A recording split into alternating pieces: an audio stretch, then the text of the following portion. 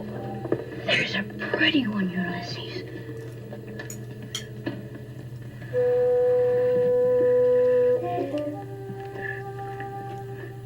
There it is. Hello, I'm Sean the Book Maniac. Welcome back to my channel and happy Pride. This is a Pride, page 112, totally blind collaboration with Greg of Supposedly Fun. Did you get that? So, the page 112 tag is something that I brought to BookTube several years ago. I adapted it from an article that I read about a French literary prize that was based on a page 112 evaluation only, rather than the entire novel.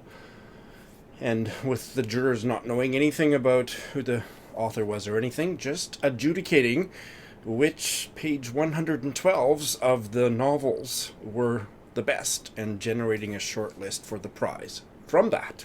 So I brought that as kind of a fun thing to do on BookTube, and I also use it when I'm in a bookstore or a library and deciding which books. I've got a stack of books that I might want to buy. I sit down and I read page 112, and the ones that are the best are the ones that I buy. The blind exchange is when I and another booktuber send each other 3 page 112s by email without disclosing to them the titles, the authors, any identifying information, and then they make a video like I'm about to make for you. Greg has sent me 3 Pride-related GLBT something or other page 112s from books that he knows I haven't read. I'm going to read them to you. I'm going to give my reactions to them. I'm going to rank them, my most favorite, the middle one, and the least favorite of the bunch. And then, and only then, I will open Greg's second email in which he's attached a document that has all of the title and author information. So, it's going to be fun, and it's a Pride version. I've never done a Pride version. And there will be a link in the show notes to Greg's version. I have also sent him 3 pages, and I'm dying to see what he makes of those. Let's get going. Book number 1. But it was free, so I endured it. On that first day, I discovered my roommate, a pre-med from Jacksonville, Faye Rader. Since I had scribbled pre-law on my entrance forms, the administration probably thought it would be a good match. It was, but not for reasons of studiousness. Faye and I discovered a common bond for disruption, and we lost no time in establishing a system of payoffs to the building guards, so we could get in and out of the basement windows after the dorm doors had been locked, to protect our virginity from the night air. Faye pledged Chi Omega because her mother was a Chi O back in 1941, and I pledged Delta Delta Delta because they, like the university, promised to pay for everything. Dirty Rush. Faye said she pledged a sorority to please her mother, whose only joy in life was the Jacksonville Alumni Association, and I pledged because campus politics demanded it. This way, all my election costs would be footed jointly by the sorority and the party to which the sorority belonged. University Party. I ran for freshman representative and won. Faye was campaign manager, which Tri Delta considered a stroke of political brilliance because it helped unite the houses of Tri Delta and Chi Omega, who together dominated the remaining 11 sororities on campus. Faye and I laughed at the solemnity with which all this was greeted by our sisters, and spent our free hours together crossing the county line for liquor, bringing it back to the dorm, watering it slightly, and selling it at a higher price. Oh, I like that very much. I'm going to go out on a limb. It's obviously American. I'm guessing it's the lesbian novel. I think that Greg and I agreed to send one excerpt from a lesbian novel, one from a gay male novel, and one from a trans novel. So I'm going to guess this is the lesbian novel. I could be wrong, but it certainly sounds like these are 2 women. I don't think there's any mistaking that. And so I'm going to guess this might be Rita Mae Brown, Ruby Fruit Jungle, which I haven't read. Anyway, I like it very much. It has a sprightliness to the prose. I love the naughtiness, the impishness of these university friends, these roommates, and I'm imagining there's going to be some lasciviousness and whatnot coming in some subs, maybe by about page 121. This is all, what I read you was one full paragraph. that it actually continued from page 11. So who knows how long it was. I don't know what dirty rush means. I can look that up. Maybe that has some meaning. But I love that. Faye and I discovered a common bond for disruption, and they bribed the building guards to let them in after what do you call that? After curfew. And the narrator and Faye, they're just set apart from their fellow sisters. They laughed at them, their solemnity. The only part I don't like about their drinking life is they're watering down the booze and selling it to the others. So, yep, good for them. I don't imagine they're watering down the stuff that they're drinking together. Which, if that being the case, maybe the lesbian lasciviousness will arrive by about page 116. Really like this one. Can't think of one bad thing to say about it. So let's move on to book number 2. The drawings were beautiful, I had thought. They were tender, I thought. How could they fail? He reached a finger up and he said, "They are like porno." I knew he meant porno. "They are not drawings," he said. "Sad. These lines are all not even lines. And those that are, they are in different languages from each other." He looked incredibly sad then. "I cannot believe it," he said. He hung his head down under my beautiful men. That night I watched the ceramic students out in the yard of the art complex, where the ceramic studio did raku firing. I sat with my drawings rolled up at my feet, smoking one cigarette after another, as if they could take out the stitch this day had left in my head. He had been right to have been sad. I hadn't wanted to be a pornographer.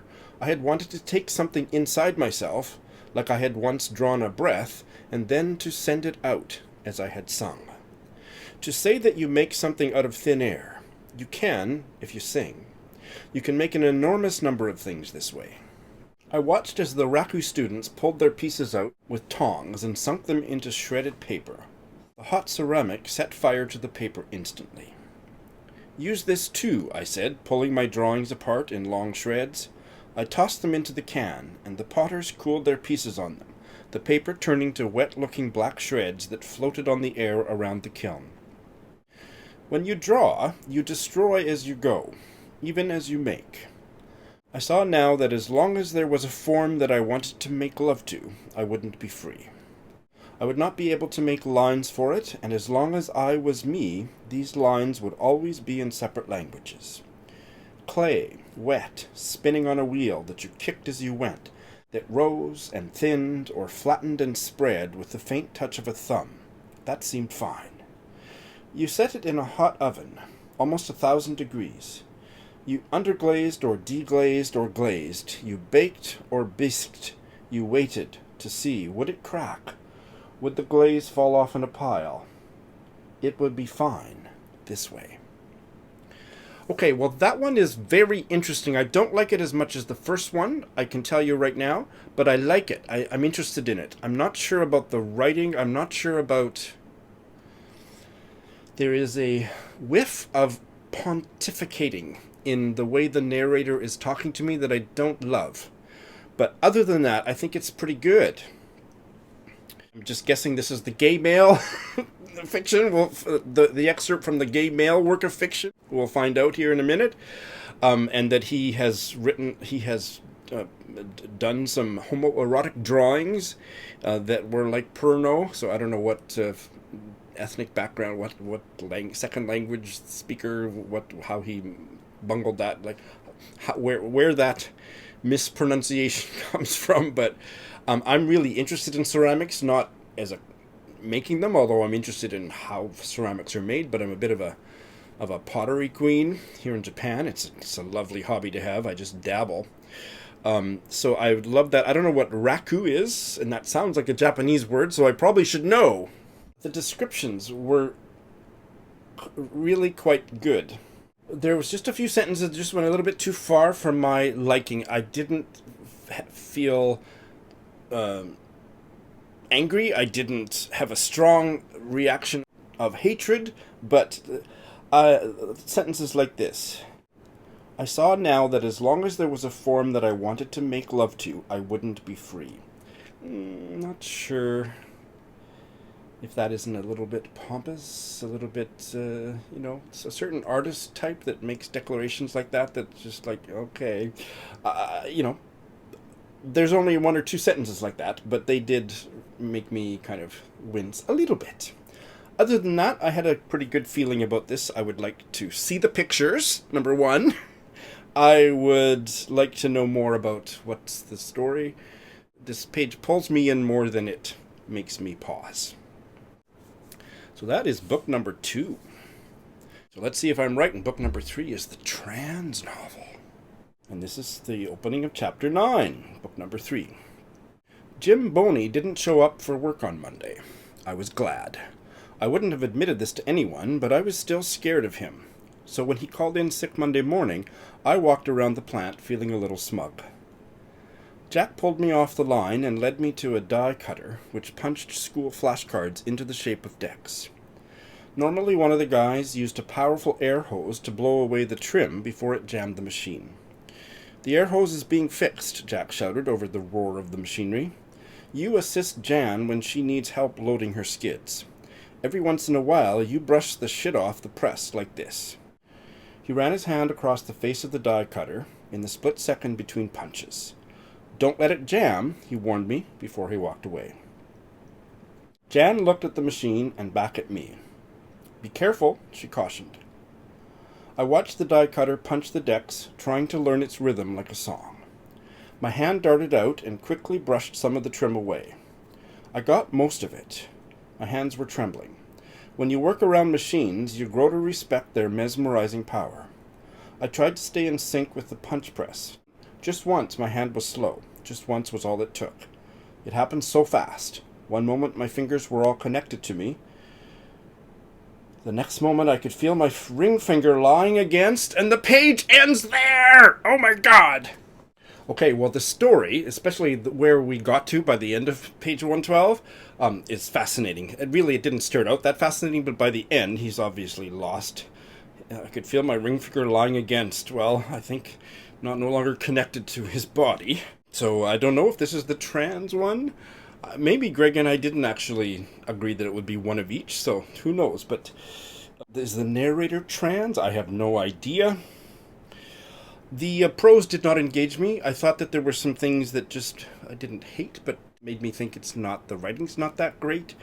For example, the thing that was the most jarring is Jack is like the boss, and he's giving the narrator his instructions.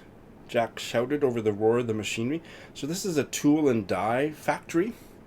I don't know much about tool and die, but he says, "You assist Jan?" Assist? That's just so out of place in that kind of a rough work environment.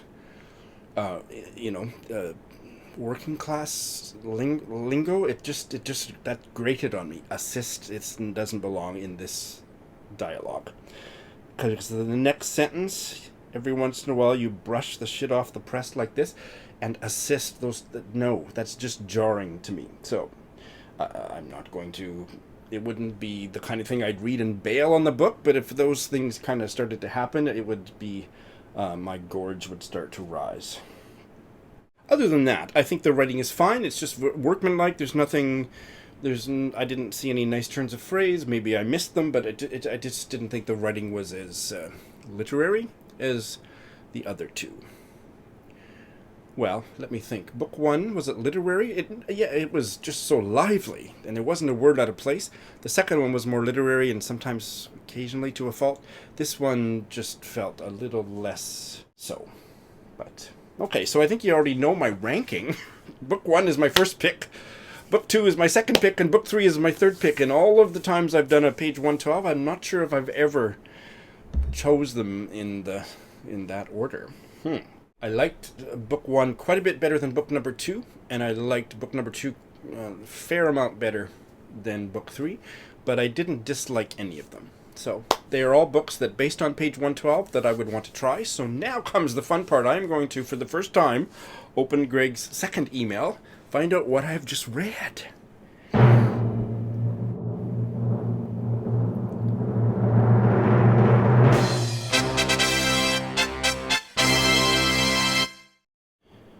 Pride page 112, Solutions.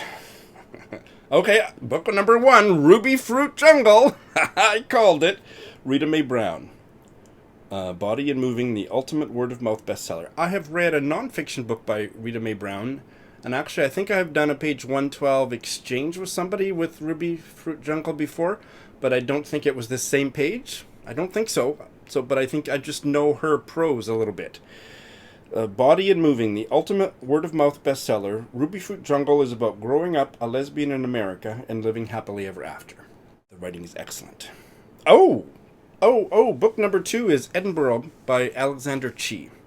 I had this book. It sat unread on my shelf for more than 10 years, and when I moved to Japan, I got rid of a library of about 5,000 books, and this was one that I didn't keep, so I never did read it. I've only read a short story or something by him, so I know a little bit about this novel. 12-year-old Fee is a gifted Korean-American soprano in a boys' choir in Maine, whose choir director reveals himself to be a serial pedophile. Yes, I won't read the full thing, but I knew it was about. It's a queer novel, gay male novel, and it's about a childhood sexual abuse. So a heavy novel. I'm really interested to read it, especially. Okay, yeah, that kind of fits with what I've heard about his writing. That it's a little bit. Something about it doesn't quite gel with me. People have kind of said to me, I'm not sure he's a Sean writer. I read one short story in some anthology that I buddy read. Heidi of My Reading Life and I have read a couple different anthologies. In one of them, there was an Alexander Chee story, and I quite liked it, but it wasn't perfect. I mean, I don't need it to be. I don't need my fiction to be perfect, but yeah. Okay, well, I will get to this someday. Oh, and book number 3 was the trans one. That's Stone Butch Blues. That's such a famous trans novel. Well, was Leslie Feinberg trans when she wrote this? She came out as trans. Doesn't matter. She's a trans writer. That's so great. And I have never read her. Oh, I've never read them. What is their pronouns? Let's get that. There is a website for Leslie Feinberg, lesliefeinberg.net. There are a couple different pronouns I found. Z-E, and I don't even know how that's pronounced, so I don't want to try. And then S/HE. And then with Z is the possessive pronoun her, H-I-R. The Wikipedia page for Leslie Feinberg, it is an excerpt from a 2006 interview. It said that her preferred pronouns varied depending on context. This is a really important issue. I'm going to read this paragraph in full. For me, pronouns are always placed within context. I am female-bodied, I am a butch lesbian, a transgender lesbian. Referring to me as she, her is appropriate, particularly in a non-trans setting in which referring to me as he would appear to resolve the social contradiction between my birth sex and gender expression and render my transgender expression invisible. I like the gender-neutral pronoun z, her, because it makes it impossible to hold on to gender/sex/sexuality assumptions about a person you're about to meet or you've just met. And in an all-trans setting, referring to me as he, him, honors my gender expression in the same way that referring to my sister drag queens as she, her does. So if I can find out how to pronounce Z, okay, well, I found it, mypronouns.org. This is great little digression, because it's not really a digression. Z is usually pronounced with a long E, so Z, and that H-I-R and its forms are usually pronounced like the English word here. So Z and here. Let's go back to the book. What did Greg have to say? Woman or Man? This internationally acclaimed novel looks at the world through the eyes of Jess Goldberg, a masculine girl growing up in the Ozzie and Harriet McCarthy era and coming out as a young butch lesbian in the pre-Stonewall gay drag bars of a blue-collar town. Okay, that sounds fascinating. I liked quite a bit of what I found on page 112. I will definitely read it. It was published quite a while ago. Let's find out. Stone Butch Blues was originally published in 1993. Alexander Chee's Edinburgh was originally published in 2001.